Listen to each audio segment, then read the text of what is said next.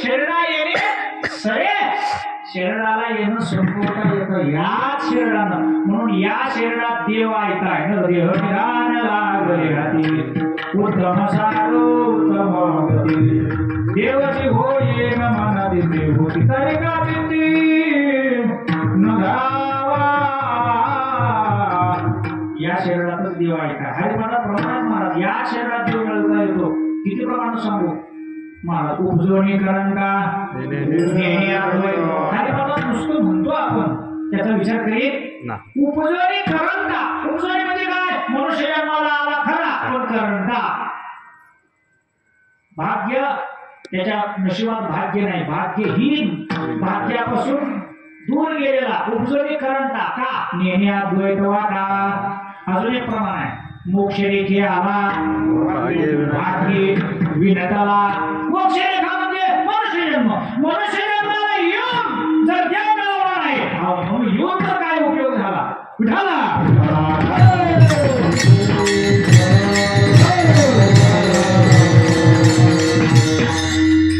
म्हणून ऐका आला हा देव तुम्हाला घेण्यासाठीच मनुष्य जन्म झालेला आहे आणि तो ऐका आला नाही एवढं जरी तुकोबारायांनी सांगितलं तर लोकांनी उत्तर दिलं देवना लगे साठवणाचे रुंधले जागे ऐका त्या अभंगात संवाद आहे तुकोबारा म्हणतात देव घ्या लोक म्हणतात देवना लगे कारण तो देव ठेवण्याकरता आमच्याकडे जागा शिल्लक नाही तो देव ज्या हृदयात ठेवायचा ते मोकळं नाही साठवणाचे रुंधले जागे मी म्हणतो देव घेता का नाही हा बाकीचा प्रश्न आहे पुढचं जाऊ द्या कीर्तनातलं घेतात का लोक घेतात अहो कीर्तनाला बसताना माणसं असं ठरवून बसतात स्टॅम्प पेपरवर सही झालेले सही शिक्क्या सहित सुरू झाले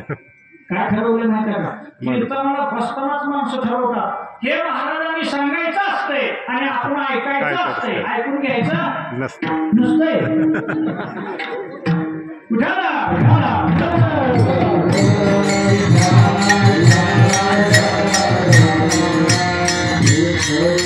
ऐकून घ्यायचं कानाला ऐकायचं पण ऐकलेलं तसं विचार करायचा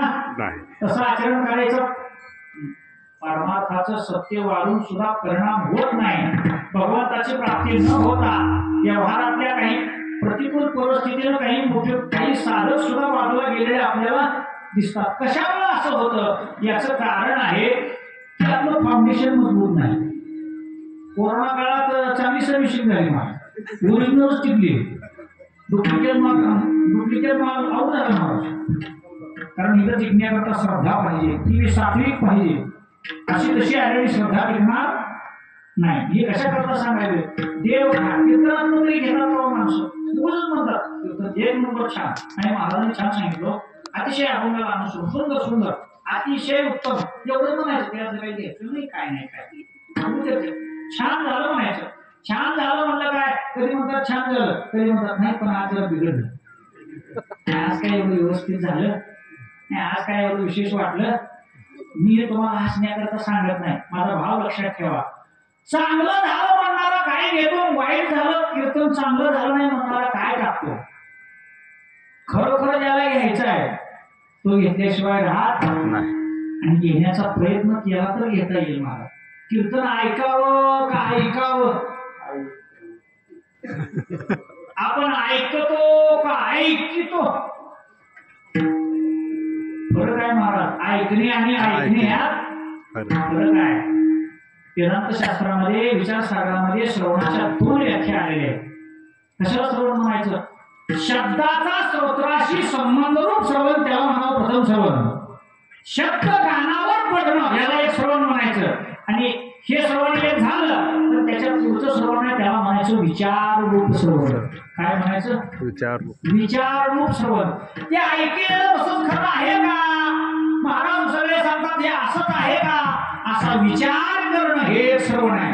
आपल्या कानावर तर पडतं पण कानावर पडलेल्याचा विचार आपण करीत आणि जर करीत नसेल तर परमार्थ सफल नाही